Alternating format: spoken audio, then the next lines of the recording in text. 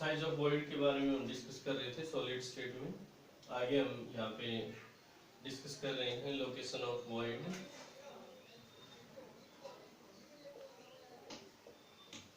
Location of voids जो octahedral void होते हैं, octahedral void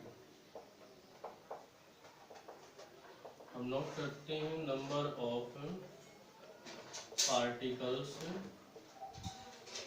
present during packing.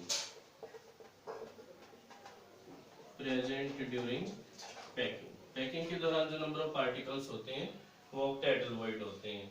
अगर हम इनको n मान लेते हैं तो टेट्राहेड्रल वॉइड हम नोट करेंगे। Tetrahedral void 2 into number of octahedral void. Octahedral void ये हम नोट करेंगे। मीन्स ये 2n होंगे, ये 2n नोट किए जाएंगे। If voids, if cation are small in size, तो वो टेट्राहेड्रल वॉइड को एक्वायर करेंगे। टेट्राहेड्रल वॉइड अगर कैटायन लार्ज है साइज में, if cations are large in size then they acquire octahedral void, तो वो octahedral void को acquire करेंगे। इसमें हम आगे डिस्कस कर रहे हैं radius ratio rule. Radius ratio rule जिस रूल के थ्रू हम कोऑर्डिनेशन नंबर और शेप ऑफ मॉलिक्यूल को डिटरमाइन कर सकते हैं।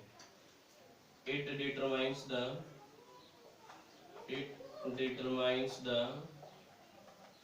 shape and coordination number of molecule। कोई जो कंपाउंड है या मॉलिक्यूल है उसका कोऑर्डिनेशन नंबर और उसकी शेप क्या है वो रेडियस रेशियो रूल के थ्रू हम डिटरमाइन कर सकते हैं। किस तरीके से हम नोट करते हैं इसको? Radius ratio rule. Radius of cation to the radius of anion. Radius of anion, इन दोनों का जो रेशियो है वो डिटरमाइन करेगा वैल्यू, इनकी जो वैल्यू आएगी वो डिटरमाइन करेगी शेप और coordination number of the molecule. अगर वैल्यू 0.155 से 0.225 के बीच आती है तो हम नोट करेंगे कि इसमें कोऑर्डिनेशन नंबर 3 होगा और ट्रायंगुलर ज्योमेट्री होगी। अगर वैल्यू 0.225 से 0.414 के बीच है तो कोऑर्डिनेशन नंबर 4 होगा और टेट्राहेड्रल ज्योमेट्री होगी। अगर वैल्यू 0.414 से 0.732 के बीच है तो कोऑर्डिनेशन नंबर 6 होगा और ऑक्टाहेड्रल ज्योमेट्री होगी। अगर वैल्यू 0.732 से 1 के बीच है तो 8 और बॉडी सेंटर्ड हम नोट करेंगे। ये हम नोट करेंगे। मीन्स हम नोट कर रहे हैं कि रेडियस रेशियो रूल के थ्रू जो इनका रेशियो आता है उनकी उस वैल्यू का मैच करेंगे इस टेबल से, और इस टेबल के अनुसार जो भी वैल्यू आएगी उसी के अनुसार हम शेप और कोऑर्डिनेशन नंबर बता सकते हैं। ये इसमें कोऑर्डिनेशन नंबर है और ये शेप है और ज्योमेट्री ऑफ द मॉलिक्यूल, तो इसे मैच करेंगे और उसी के अनुसार हम डिटरमाइन करेंगे। जैसे मान लीजिए ये कहा जाता है कि जो सोडियम है Na पॉजिटिव है, उसकी रेडियस दे रखी है 80 पिकोमीटर और क्लोराइड आयन की जो रेडियस है वो 120 पिकोमीटर दे रखी है। तो हम रेडियस रेशियो रूल के अनुसार इनकी वैल्यूज को पुट अप करेंगे। रेडियस ऑफ कैटायन क्या है 80 और ये क्या है 120। इनसे जो भी वैल्यू आएगी हम उस वैल्यू को इस टेबल से मैच करेंगे और इस टेबल से मैच करने के बाद जो ये जो वैल्यू है जिनके बीच लाई करेगी उसी के अनुसार कोऑर्डिनेशन नंबर और शेप ऑफ मॉलिक्यूल को हमें नोट कर सकते हैं। So this is radius ratio rule जो कि डिटरमाइन करता है coordination number and shape of a molecule. आगे हम इसमें डिस्कस कर रहे हैं density of unit cell. Unit cell की डेंसिटी को हम किस तरीके से डिटरमाइन कर सकते हैं। Density of unit cell,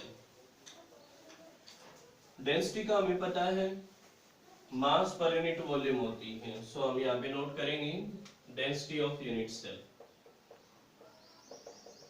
density of unit cell इस तरीके से डिटरमाइन करेंगे mass of unit cell, mass of unit cell to the volume of unit cell, volume of unit cell. इस तरीके से हम डिटरमाइन करेंगे। मास ऑफ यूनिट सेल कैसे डिटरमाइन किया जाता है, मास ऑफ यूनिट सेल कैसे डिटरमाइन करेंगे। अगर यूनिट सेल में हमें किसी एक पार्टिकल का मास पता हो और नंबर ऑफ पार्टिकल का पता लग जाए तो उससे हम मास निकाल सकते हैं। Means mass of each particle, each particle जो पार्टिकल का मास है वो इनटू नंबर ऑफ पार्टिकल्स, ये उसमें कितने पार्टिकल हैं तो उससे हम मास को डिटरमाइन कर सकते हैं। जैसे किसी यूनिट सेल में मान लीजिए 8 पार्टिकल हैं और एक पार्टिकल का मास हम 10 ग्राम मान लेते हैं तो उसके अनुसार हम टोटल मास को डिटरमाइन कर सकते हैं। मास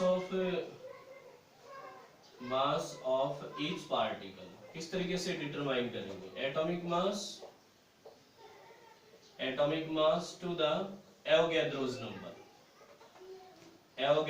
नंबर, इस तरीके से हम डिटरमाइन करेंगे। इसको हम m से डिनोट करेंगे और इसको हम n नोट से डिनोट करेंगे। So volume of unit cell कैसे निकालते हैं, वॉल्यूम ऑफ यूनिट सेल हम निकालेंगे a क्यूब। मीन्स हमें पता है कि जो एज लेंथ उसको हमने a मान रखा है और उसी के अनुसार वॉल्यूम ऑफ यूनिट सेल हमने पैकिंग एफिशिएंसी के दौरान भी डिटरमाइन की। सो हम यहाँ पे नोट करेंगे density of unit cell, density of unit cell.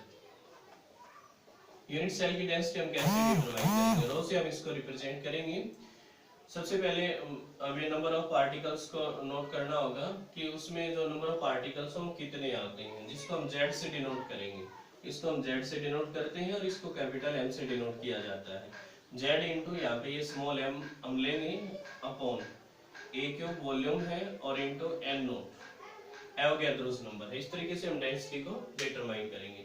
Where z is, हम यहाँ पे नोट कर चुके हैं पहले ही, z नंबर ऑफ पार्टिकल्स है, m क्या है एटॉमिक मास है और a क्यूब क्या है वॉल्यूम है और n नॉट क्या है एवोगैड्रोस नंबर है। इस तरीके से हम इनको डिनोट कर सकते हैं और इस तरीके से हम डेंसिटी को कैलकुलेट कर सकते हैं।